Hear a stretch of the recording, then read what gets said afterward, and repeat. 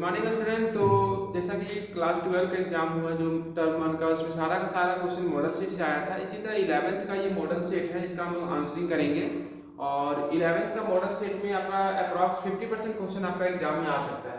तो चलिए हम डिस्कस करेंगे कि मॉडल सेट का जो फर्स्ट क्वेश्चन है, सेकेंड, इसमें टोटल 35 क्वेश्चन है, इसका आंसर जानेंगे हम लोग। फर्स्ट नंबर क्वेश्चन बोलता है which of the following the characteristic of unit. Unit बोलता है हर जगह एक्सेप्ट होना चाहिए, इनवेरिएबल होना चाहिए, सुटेबल साइज होना चाहिए और इजीली अवेलेबल होना चाहिए। तो जो फर्स्ट का आपका आंसर होगा, फर्स्ट का आंसर होगा all of the above. Second number बोलता है ग्रेविटेशनल कांस्टेंट का डायमेंशनल फार्मूला क्या होगा।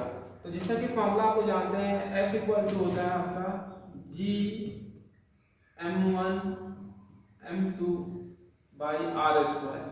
तो यहाँ से G का वैल्यू निकाल देंगे, G का वैल्यू हो जाएगा F r square by m1 m2।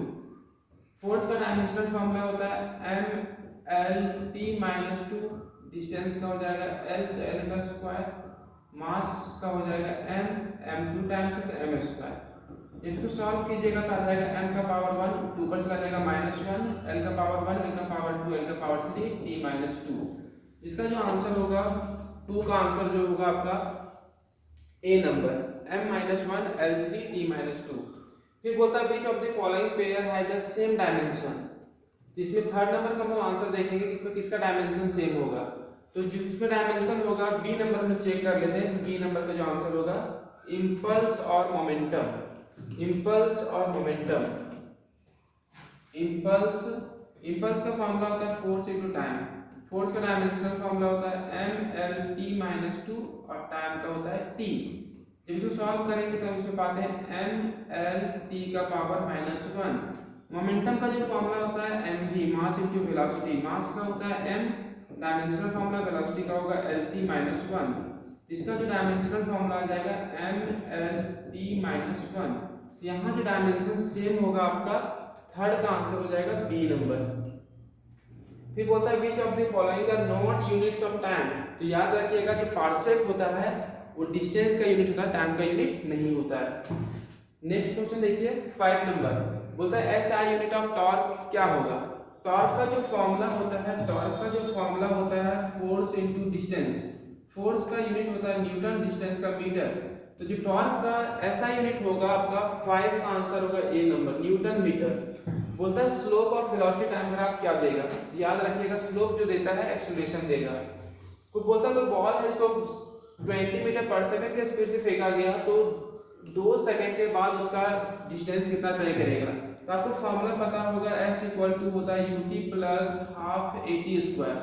इसी से हम रिलेट करेंगे, s के जगह पर हाइट ले लेंगे, u तो इनिशियल वेलोसिटी दिया हुआ आपका, यह फॉर्मूला पहले ड्राइव कर लेते हैं ut प्लस हाफ a के जगह पे g इनटू t स्क्वायर।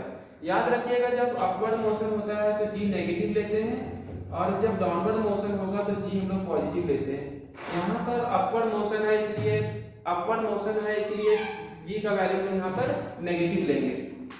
तो h का वैल्यू हो जाएगा यहाँ पर ut minus half gt square.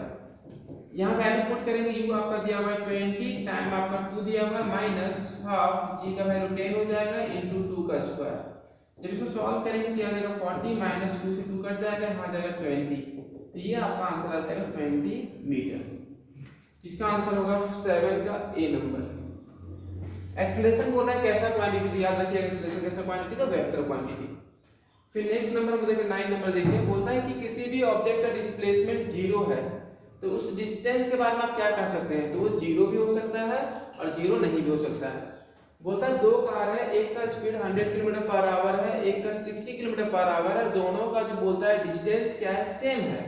तो याद रखिएगा 2 कार है, एक का स्पीड है 100 किलोमीटर पर आवर, एक कार ए है और एक कार बी है, इसका स्पीड दिया हुआ है 60 किलोमीटर पर आवर। बोलता है इसमें कि ए का स्पीड बताइए, ए का स्पीड बताना है, velocity of car A with respect to B. अब यहाँ पर एक ड्राइवर बैठा हुआ है, यहाँ पर एक ड्राइवर बैठा हुआ है। जब ए को बी वाला देखेगा, बी वाला ड्राइवर जब ए को देखेगा तो ए वाला कार कितना आगे से बढ़ता हुआ नजर आएगा।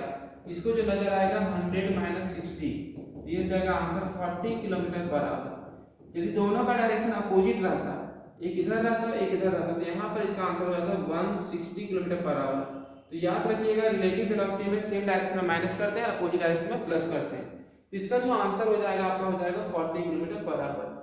बोलता है rate of change of displacement. Velocity का फॉर्मूला होता है डिस्प्लेसमेंट बाई टाइम। वेलोसिटी का फॉर्मूला होता है डिस्प्लेसमेंट बाई टाइम। तो जो rate of change of displacement होगा इसका आंसर हो जाएगा वेलोसिटी। इसका आंसर हो जाएगा वेलोसिटी। तो 11 का आंसर हो जाएगा सी नंबर। बोलता है मास का जो रोल होगा रोटेशनल मोशन में क्या होगा, तो याद रखिएगा moment of inertia. Next question आपका कि दो बुलेट को फायर किया गया डिफरेंट स्पीड से, तो कौन सा बुलेट फर्स्ट गिरेगा। इसमें दोनों का दोनों बुलेट एक साथ आएगा।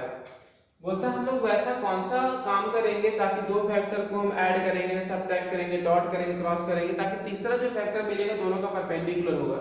इसका आंसर होगा D number. Moment of inertia किस पे डिपेंड नहीं करता, तो इसमें याद रखिएगा डी नंबर, एंगुलर वेलोसिटी पे डिपेंड नहीं करता है। बोला हॉरिजॉन्टल रेंज मैक्सिमम किस एंगल पे होता है, तो याद रखिएगा 45 डिग्री पे। बोला इसमें कौन सा कांस्टेंट होता है, तो याद रखिएगा कि जब कोई भी प्रोजेक्टाइल मोशन होगा तो इसका वेलोसिटी स्टार्टिंग में बढ़ता है, वर्टिकल कंपोनेंट बढ़ता करता है लेकिन हॉरिजॉन्टल कंपोनेंट यहाँ पर फिक्स होता है। फिर इसमें बोला आपका कि यदि कोई भी बस एक टर्न ले रहा है तो पैसेंजर जो होता है जस्ट अपोजिट डायरेक्शन में जाता है, किसके कारण, तो यहाँ पर याद रखिएगा मोमेंट इनर्शिया ऑफ मोशन के कारण। 19 नंबर क्वेश्चन है आपका, कोई भी एक पर्सन जो कार में बैठा हुआ है कांस्टेंट वेलोसिटी से कार चल रहा है, बॉल को ऊपर की ओर फेंकता है, तो उसका बॉल कहाँ जाएगा, तो याद रखिए उसी के एग्जैक्टली उसी के हाथ में आएगा। बोलता है फोर्स का वैल्यू दिया हुआ है 5 न्यूटन, मास दिया हुआ है 1 kg, तो बोल रहा है आपसे एक्सीलरेशन का वैल्यू क्या होगा। तो फॉर्मूला आपको पता है F इक्वल टू फॉर्मूला होता है मास इनटू एक्सीलरेशन, तो A का फॉर्मूला हो जाएगा F बाई m। F का वैल्यू 5 न्यूटन है, m का वैल्यू 1 है, इसका आंसर हो जाएगा 5 मीटर पर सेकंड स्क्वायर। इसका आंसर हो जाएगा 5 मीटर पर सेकंड स्क्वायर।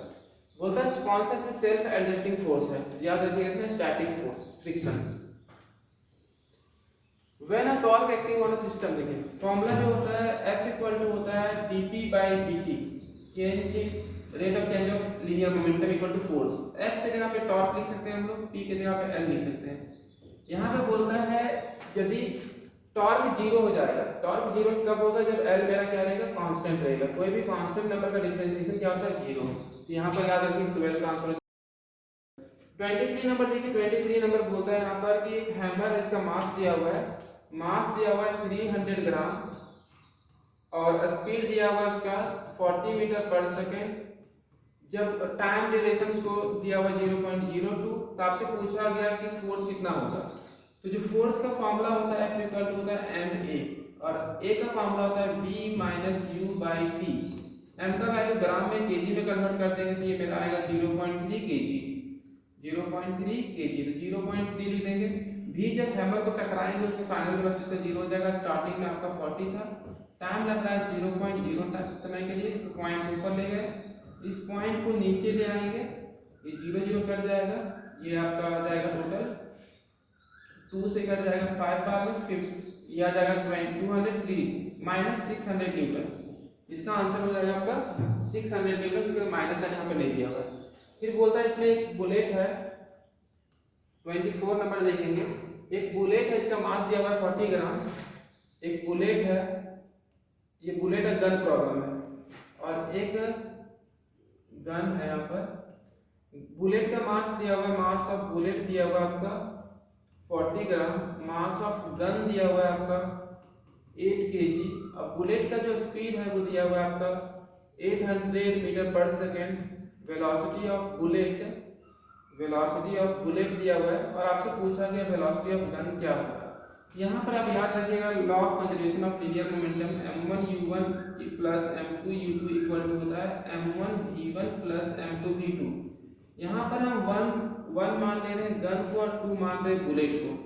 और स्टार्टिंग में क्या होता है, फायरिंग के पहले, फायरिंग के पहले इनिशियल वेलोसिटी 0 होगा, ये 0 हो जाएगा। m1 किसको माने हम, m1 माने हैं गन को, यानी कि मास ऑफ गन, तो स्पीड भी गन का हो जाएगा। यहाँ जाएगा मास ऑफ बुलेट, यहाँ velocity of bullet. Final question, mass of gun दिया हुआ था 8 kg, वीजी हमको नहीं पता था, वेलोसिटी ऑफ गन पूछा गया था, मास ऑफ बुलेट था 40 ग्राम, 40 ग्राम केजी में कर देंगे तो आ जाएगा 0.04 kg प्लस इनटू और इसका ये दिया हुआ था 800। इसको सॉल्व कर देंगे, 0 0 कर जाएगा ये आपका आ जाएगा 8 kg प्लस 32 किधर जाएगी -32 इक्वल टू 8 kg, ये कट जाएगा 4 टाइम, तो kg का वैल्यू आ जाएगा -4 मीटर पर सेकेंड। इसका आंसर हो जाएगा आपका डी नंबर। नेक्स्ट क्वेश्चन देखिए 25 नंबर बोलता है कि इसमें ज्यादा ग्रेटर फोर्स लगेगा। F इक्वल टू फॉर्मूला होता है ma मास इनटू एक्सीलरेशन, तो ये 3 5 जा 15 हो जाएगा, ये 4 4 जा 16 हो जाएगा, इसमें आंसर हो जाएगा डी नंबर। सेंट्रीपिटल फोर्स का फॉर्मूला होता है mv²/r, 26 का आंसर ए हो जाएगा। बोलता है इसमें यदि मोमेंटम सेम है तो काइनेटिक एनर्जी का फॉर्मूला होता है p²/2m। अब यहाँ से देखिए बोलता है मोमेंटम सेम है तो काइनेटिक एनर्जी और मास में इन्वर्सली रिलेशन है, तो जिसका मास कम होगा उसका काइनेटिक एनर्जी अधिक होगा। तो बोलता है मास ऑफ बी का जो मास है वो अधिक है मास ऑफ ए से, तो इसमें पूछता है कि which of two object will have higher kinetic energy, तो मास बी का अधिक है तो जिसका मास अधिक होगा उसका काइनेटिक एनर्जी कम होगा, तो ए का आपका काइनेटिक एनर्जी अधिक होगा क्योंकि ए का मास कम है। फिर बोलता है area under force displacement graph क्या देगा, इसमें याद रखिएगा वर्क। 29 नंबर देखिए बोलता है what is the average power required to lift a mass of 100 kg to a height of 50 metre in 50 second. Power का फार्मूला होता है वर्क बाय टाइम, और वर्क का फार्मूला हो जाएगा mgh/t। मास दिया हुआ है आपका 100 और g का वैल्यू, मास दिया हुआ है यहाँ पर 100 और g का वैल्यू यहाँ पर ले लेंगे 9.8, h का वैल्यू हो जाएगा 50 मीटर और टाइम आपका हो गया 50। ये 50 कट जाएगा तो यहाँ पे 980 वाट, इसका आंसर हो जाएगा आपका 29 का ए नंबर। मोमेंट ऑफ इनर्शिया याद रखिएगा रॉड का होता है ml²/12। फिर बोलता है कि 5 न्यूटन फोर्स है और इसमें जो ऑब्जेक्ट मूव कर रहा है वो याद रखिएगा कि यहाँ पर जो दिया हुआ है कोई भी ऑब्जेक्ट है इसमें जो फोर्स लग रहा है वो 5 न्यूटन लग रहा है, उसका परपेंडिकुलर कोई ऑब्जेक्ट जा रहा है, तो फोर्स और ऑब्जेक्ट के बीच एंगल 90 डिग्री बन रहा है, इसलिए वर्क का फॉर्मूला होता है Fs cos थीटा। यहाँ पर थीटा का वैल्यू 90 दिया हुआ है, इसलिए वर्क का वैल्यू क्या हो जाएगा 0। यहाँ पर जो वर्क होगा आपका 0 जूल होगा। नेक्स्ट क्वेश्चन देखिए बोलता है वर्क जो होता है किस पे डिपेंड करता है, वर्क का जो फॉर्मूला होता है Fs cos थीटा होता है। Fs cos वर्क का जो फॉर्मूला होता है वो होता है Fs cos theta.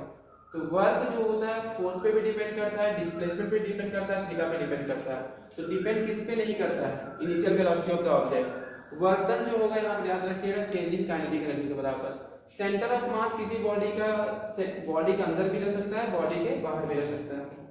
Last question देखिए टॉर्क का जो फॉर्मूला होता है, टॉर्क का जो फॉर्मूला होता है याद रखिएगा टॉर्क का फॉर्मूला होता है R×F। इसको हम सॉल्व करते हैं डिटरमिनेंट के फॉर्म में। पहले 3 कॉलम बना देंगे I cap, J cap, K cap. यहाँ पर याद रखिएगा R वाले को पहले लिखते हैं, तो R के नीचे यहाँ पर लिखेंगे I के नीचे 7, फिर J के नीचे 3, फिर K के नीचे 1। फिर यहाँ से हम लोग एडजस्ट करेंगे -3, 1 और यहाँ 5। इसको सॉल्व कीजिए, जिसका काम रहता है पहले इसको ढक देते हैं, इसको ढक देंगे यहाँ पर, ये हो जाएगा 5 to 15 -1। J का काम माइनस के साथ करते हैं, J को ढक देंगे यहाँ से, इसको ढक, अब J को हम ढक देंगे फाइनली। अब यहाँ हो जाएगा 7 5 35 माइनस माइनस प्लस हो जाएगा +3।